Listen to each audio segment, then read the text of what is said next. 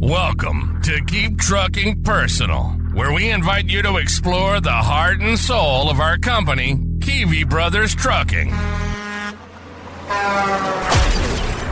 Through engaging storytelling, insightful market updates, and vibrant energy, our podcast reflects our culture, values, and achievements. Whether you're a team member or industry enthusiast, join us to build connections, foster growth, and inspire excellence. Discover why we're more than just a company. We're a community, a catalyst for positive change, and a home for those aspiring to be part of something extraordinary. The pre-trip is complete and engines ready. We're set to hit the road on the Keep Trucking Personal podcast. Let's go.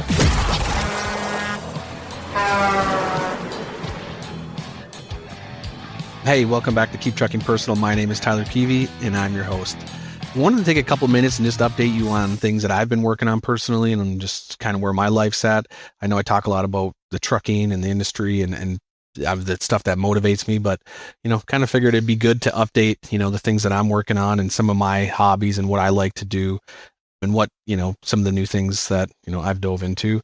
And, so personally, I had just wrapped up a 15-week group with our church that was called Fight Club. And this was a men's group that met once a week, every Monday for 2 hours. I just finished that. It was 15 weeks, big commitment, but it was all about creating strong and godly men. And as you can assume, many of the things that come with that, but it was really enjoyable. It was good for me and it was good for my family. And that's something that I'm really committed to. And I was just, those big commitments are hard and sometimes they're overwhelming. And it was good to be a part of it. And I met and grew with a lot of different men, but it was also an accomplishment. And once I finished it, it felt really good. So I know that can be relatable to a lot of drivers that can look at testing or trying new things, or like I said, or even a group, something that's got the deadline on it. It's got a time limit. It's not indefinite. And so it's nice to have kind of that accomplishment. So, I thought that was kind of relatable. And, some of my personal hobbies still, I'm still very active in fitness and trying to exercise. And I try to do that once a day if possible, but, at least 5 times a week. And that's just moving my body. It could be weightlifting, could be cardio, could be going to the boxing club and hitting a heavy bag, many different ways to do it. And even as a truck driver, we've talked about all the different opportunities that you have to stay active. But those are kind of my favorite things to do and things that I do every week, week in and week out. And I keep track of that, through an app. And I think I'm at 30 weeks consistently right now. And I had missed a week 30 weeks back when I was sick. I didn't do anything for a whole week. And man, it kind of pokes me in the eye now. I wish I would have just found a way to do something that week to keep that momentum going. But so I track that, and there's many apps free. There's apps you can pay for, and if you have an Apple Watch or any of those fitness watches, you can sync that up and get your metrics. One of the things that I've got 2.5 years into is I track my sleep. So I wear a ring. It's an Oura Ring. That's what it's called. And I put it on every night. And I've done that for 2 years, like I said, over 2 years. And I pay attention to that. It's one of the most important things, and I can tell the difference every day or leading up to something big or an event. You can tell how your body reacts, things such as eating late or exercising late. Sometimes I don't get to get it done early in the morning or when I would like, and I end up, exercising late at night while my heart rate gets elevated. And you can see all these biometrics tied into it. And it's enlightening. There's times that it's almost conflicting in a sense, because I'll wake up and I'll be extremely tired and I'll feel like, man, I didn't sleep well. This is going to be a long day. And I open up my app that comes with that ring and it tells me, hey, you had an amazing night of sleep, and you have the scores for your readiness and your sleep are both in the 90s. And it's kind of a mental shift. I'll kind of grab a hold of that and I'll say, hey, I had a good night's rest. I'm ready for today. Let's go. And I kind of flip the script. And I don't know that I would be able to do that if I didn't have those metrics. I would just let that little bit of tiredness kind of wear on you and kind of run with it for the day, where now I really look at it. And same for when you're feeling sick or you're not feeling well, those show up in your biometrics and you can see it coming. Whenever I do get sick or I have something going on, all of your numbers start to reduce or elevate where they're not supposed to. And you're just hyper alert and you're hyper focused on your own body. And it's things that I really, really pay attention to. And I know I talk about things like that a lot. So I want you to know, like, when I'm talking about those type of processes or things to do with your body or moving, like I'm trying to live and, and talk through it. I still enjoy reading a lot. In the past month, it's been a little bit tougher to get that reading time. Work has been busy. We're coming into the busy summer. Kids, we have soccer and they have all kinds of things. And then, family, wife, trying to make sure I give appropriate time to them is very important. One of the things that's exciting right now is, being from Minnesota, I follow the Timberwolves and they're doing very well for the NBA and they're in the finals. So that's exciting. That's something that's maybe taking a little bit of my reading time is watching basketball. And it's, kind of a fair weather fan, I guess you could say it, because it's hard to follow during the season, the regular season, but coming into the playoffs, it's fun to watch. As far as what I listen to, I do listen to a lot of podcasts. You guys might think this is funny, but I listen to a lot of things around church. That's just, sometimes there's so much influence that comes from like other podcasts or even just whether it's politics. Like sometimes I just need something that's just neutral and it just lets me stay in a clean headspace and stay motivated. My goal is always to come into everything motivated, understand that there's a purpose and there's a reason why many things do happen and that you have control and some things you don't have control. So I look through it, through many different lenses, but those are the things I listen to. And it's my wife sometimes laughs at me because she'll get in the truck and be like, what do you have on in here? Maybe not normal, but for me it works. And that's what I like to listen to. Some of the things at work that are exciting, we've continually developed our pods. We focus on our pod leads and they're amazing. And we spend time with them once a week and we go through the nooks and crannies of what's going on with their pod behind their metrics. Just like I was talking about sleep, we analyze the pods on a data level and we look at, where they're performing well, who's performing well, and what opportunities do we have. And we talk about the bad things, right? How, what's the tough spots? Where can we improve? Not necessarily bad, but the spots where everybody, you're either growing or you're not, and you always have to kind of find that way to continually grow. And we talk about leadership and ways to improve, and that can be through many different ways. It can be communication, whether it's on the phone or email, or ways to make sure that drivers are earning more money. How do we help elevate that bar and keep those drivers earning more money? And it's sometimes the concept here is so easy sometimes, but it's hard to do. And it's drivers, I speak with drivers whenever there's a situation or, hey, can we talk through how can I make more money? And so we try to put a plan together of let's pay attention to every day. Let's not look at this is what I made, last week of the month. Let's pay attention to today. You have an opportunity for 11 hours to drive. And in this game, you have to drive, right? Putting the miles down is what gets the job done. So we go through and we write a plan or we talk about a plan or we put that out there and say, hey, we're going to help you. We're going to come alongside you. We're going to help, and we've already done this and we already look at it, but sometimes every driver is different and they want a different approach to this and they want to be heard differently. And so we allow them to, communicate with us and we go through it and try to improve. So we go through a lot of that developing on the pods. It's exciting and we continue to do it. And I assume we're going to continue to elevate that and get deeper and deeper and deeper. But right now it's still, this is a new concept to us for 5 months into the year. And that's all that's all we have under our belt is 5 months. We know what we want it to look like and where we want it to continue to go. So we keep kind of, here's the North Star and here's how we're going to get there. Keep improving through this, keep raising the bar. Another exciting thing is we're going to be assigning a fleet rep to each pod. Right now, our fleet team it encompasses everything to do with, our trucks and our trailers and breakdowns and all of that road service side of it. And now we're going to get a dedicated fleet rep for each pod. And that fleet rep will be in the know of these are my drivers, right? They're going to be just like the pod. This is my driver set. I'm going to work closely with the pod and I'm going to make sure that they know what's coming due, what's maybe on the tolerance. Hey, you have this many miles left before you have to get him to a terminal or her to a terminal, or hey, this shop is slammed. Let's pull that driver. Let's run him. There's not a big rush to get this done. And let's keep him making money. And that's the ultimate goal. How do we keep you moving, avoid breakdowns, avoid backlogs, and just set the bar high? And we've realized that that's important. We need that. We need that finesse. We need that concierge. That's what I'd like the concierge service of take care of the drivers, communicate high. Our pods are thirsty for information when it comes to, what maintenance needs to be done, what needs to be done Because sometimes it's a driver may know that they need to shop, and then all of a sudden that gets run right to the top of the priority. And hey, it wasn't that big of a priority. We can get it when we get it. Keep that driver earning money instead of routing them right to a terminal, even though they maybe are already headed to or nearby or through. So just a lot of exciting things around that pod development. That's really where we see our foundation is through, kind of a to, through, and from the pod. Everything is going to go there. Another highlight that I thought was super cool. We were talking with some drivers, and of course, after hours is always available, breakdowns and such. But hey, you're at a shipper and you have an issue after hours, email your pod distribution group. So Alpha Pod at Kivi Bros, Bravo Pod at Kivi Pros, and keep going through and use those communications because they cast a wider net.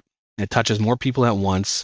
Very easy. It could be as simple as, hey, I'm on site and they need a different pickup number. You do that and it touches a lot more people. It gives you a better chance of getting covered. We also have an after hours at kivibros.com. Another opportunity if you have questions that casts a really big net, and we want to make sure that our drivers are taken care of because we know there's little nuances that pop up that nobody could forecast. So, that's exciting. Personally, myself, I just finished up a trucking owners and leaders roundtable in Indianapolis, and that was super enlightening. You come to these type of groups, these roundtables, with like-minded carriers that want to improve, that invest in improvement, and they're just thirsty for knowledge. So they bring in a bunch of speakers, and we all get to listen and talk and understand where the market's headed and understand what tariffs are doing to this trucking industry, and understand the laws and the FMCSA, and talk about all the things that make trucking what it is. And so it was really exciting. I spent all day in Indianapolis and got to meet some new people, got to listen to people speak, and yeah, super fun. But I'm charged up, and when I think about this year, 2025 is not going to be just a ride at home, like, it knockdown year. I think you're gonna have to work hard for it. And I think that's kind of the motto that everyone should adopt in this industry right now is you got to work hard for it. Nothing is going to come easy. Nothing is going to come easy. It's worth saying twice because there's just so much volatility in the market and the way it's going up and down. And you throw in that little bit of tariffs conversation, and it pulled forward a lot of freight that was supposed to spread out into the summer. And so it's just a lot of unknowns. Even the analysts can't really predict where it's going to head. Everyone's still clinging to optimism that this market will rebound. But the good news for us is we've entered that construction season now. Road restrictions in Minnesota are lifting. They're nearly off. And for us, that's a big deal. That's where book of business really is founded, is in that Minnesota, that northern Minnesota region, and it stems all over the country. But that's where a lot of it starts. And we're starting to see that busy season, and it's very exciting. We were just talking internally, and it's kind of been a long time coming, sitting here waiting for it, and man, winter feels long. And when it lands, now it's kind of the opposite side of the coin. Like, okay, who can we get to do this? Who can we get to do that? Projects popping up here, and it happens fast. It's a short-lived season, but we're excited, we're in it, and we're ready to rock and roll. So lots of good things. The overall market, very unknown, very very cloudy if you were trying to look into a crystal ball. But like I said, our freight starting to show up on the project side, and that's always a fun time. You never really know what's going to happen, but we're seeing it start to show up. Moving forward, I have a couple exciting things to talk about with podcast episodes that'll be coming up, and the one is going to be a series called Plain Hurt.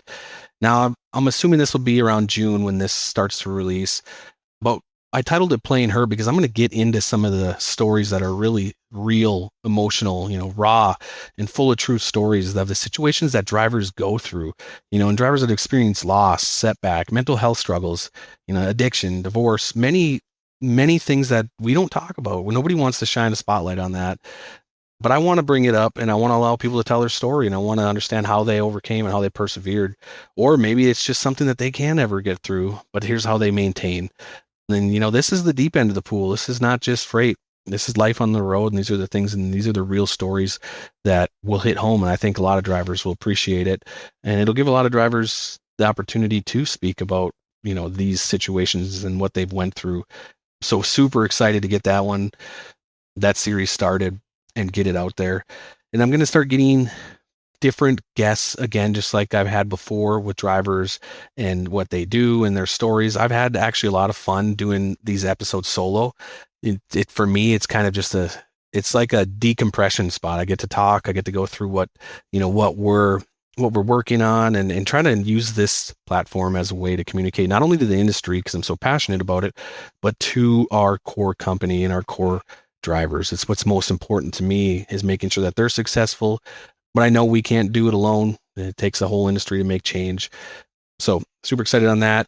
Bringing more drivers back in, having a series called Playing Hurt, diving into the deep stuff. And that's going to be really deep. And one of the things when I was at this trucking owners and leaders roundtable, it's not related to this right here, but was the truck driver's health. And it's one of those things that everyone talks about. We want every truck driver to be healthy. The odds are stacked against you when you look at the situations you're in, right? Like you're in a seat, you're driving for 11 hours, or by the time you start your day and end your day with loading and unloading, and you try to put 11-hour day, you could have 14 hours in.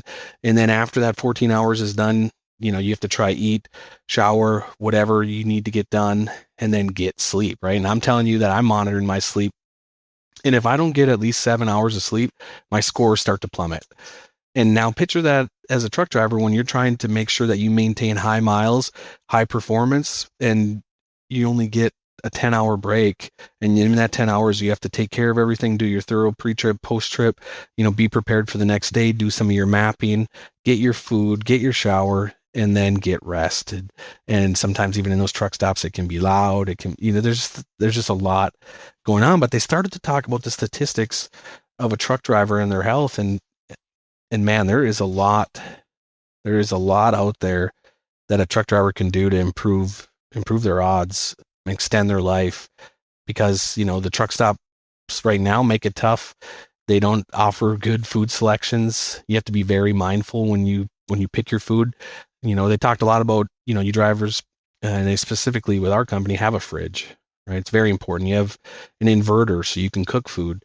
You may carry a grill. I'm starting to see pictures of drivers carrying grills and cooking food out on the road, and super happy about it. I think that actually adds another element to being a trucker, is getting that opportunity to be outside, cook and grill, but really spending time watching what they put into their body, watching how they move their body, being intentional about it, and trying to make sure that they beat the odds, because the odds are not in your favor as a truck driver, and you have to put effort in. It's a discipline. And for me, it's exciting to look at that, because sometimes when no one's watching, it's the easiest to get away without doing what's the right thing.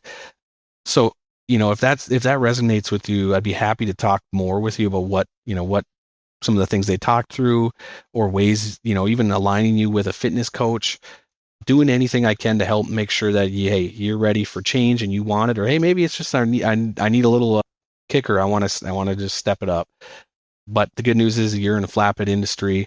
You're already getting some exercise and some fitness and moving around and having to lift things and chain and sometimes climb or crawl to get into that spot. But there's just a lot that I learned about what a truck driver's life and on the road and what they can do to improve. So I'd be happy to talk to anyone that wanted to go through that or learn more. Another exciting thing that we as a company are looking at, and we're very motivated, is our motive safety scores. We've had motive now, for 18 months, a little bit over, and we've put enough analysis into it and watched the trends, and had enough data to tell us where things are headed. And when I say where things are headed is if you are a fair scored driver in our company, and that means your score is 50 to 76, we are putting an extra lens on it. We're starting to pay attention. We're seeing incidents begin to happen with drivers in that range. And it's a small group. But if you're there, the odds are not, the odds are stacked against you. And we do not want an incident to happen. It's just, we've put so much investment into safety, and we spent so much time talking about it, and we've done so much that it's like, hey, we can't accept it. We can't tolerate it.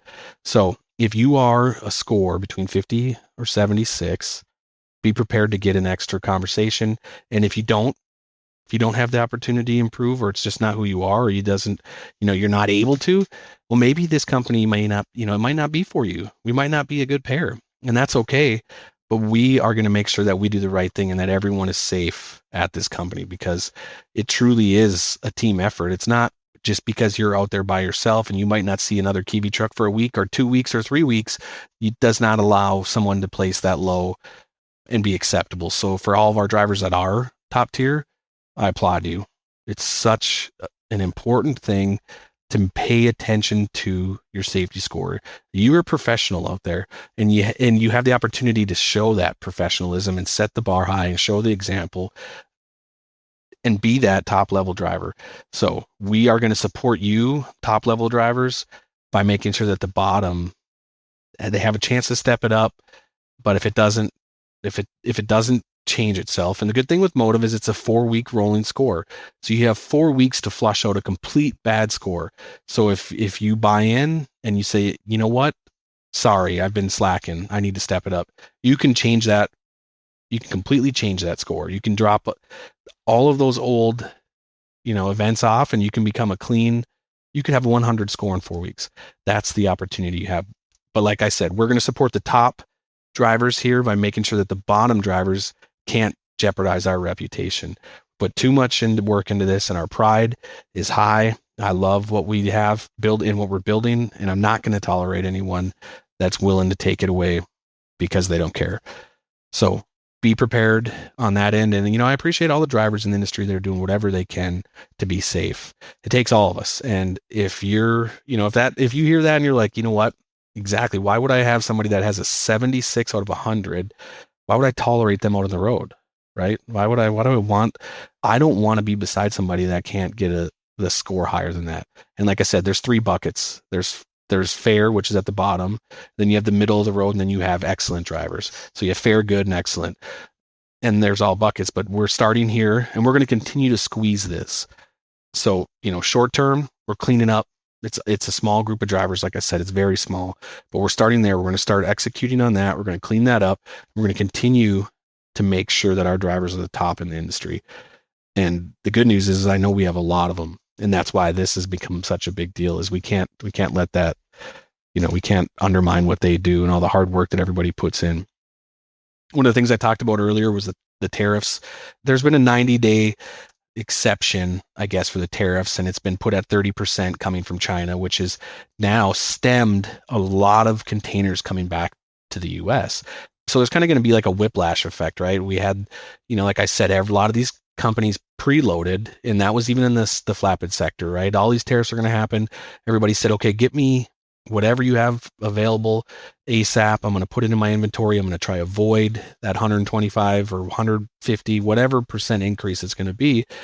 So they loaded up on it, and that could be steel. It could be many different sectors that they went through and changed or preloaded. But now all these containers are coming again.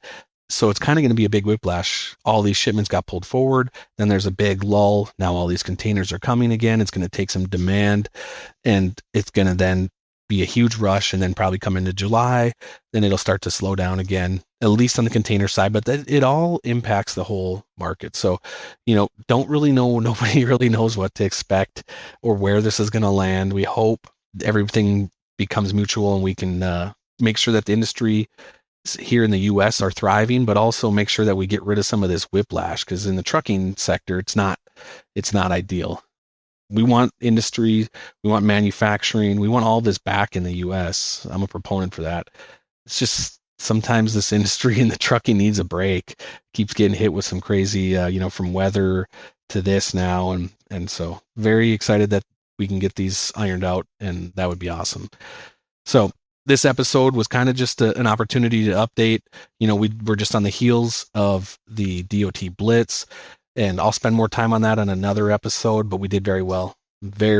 Like, I didn't want to kind of peek into it and take away some of the allure, but man, I'm proud of our drivers and what they did, and the inspections, level 1s, and we doubled up on that, or doubled down, I guess you could say. And so drivers are getting paid, and they're getting paid well. So very excited. We'll get we'll get Tyler Johnson on here and we'll talk through just some of the inspections that we had saw and what, feedback he had on what the drivers were telling him. So, very excited to there. Definitely, if you haven't listened to some of our, Drive to Thrive, that series, I encourage you to go back and listen to it or listen to the DOT Blitz conversations we've had previously. Those are very, very insightful for anyone that's a truck driver to go through and make sure your truck is always prepared for a DOT. We did a lot of work for this DOT Blitz, but it's all about the whole year. It's not, you can't just do it all for 2 weeks preparation and then let your guard down. What the momentum we started and created, we need to maintain. So lots of good things that we've talked about previously. And like I said, things that are coming up, we're going to get in the trenches and we're going to talk to drivers about real situations and what they've went through. So very excited for our future episodes. Until then, keep trucking personal. Thank you for joining us on this episode of Keep Trucking Personal. We appreciate you taking the time to explore the heart and soul of Kivi Brothers Trucking with us. Don't forget to subscribe and leave a review to let us know your thoughts. Tune in next time as we continue our journey together, diving deeper into what makes us a community, a catalyst for positive change, and a home for those who aspire to be part of something truly extraordinary. Until then, keep trucking, and we'll catch you on the next episode.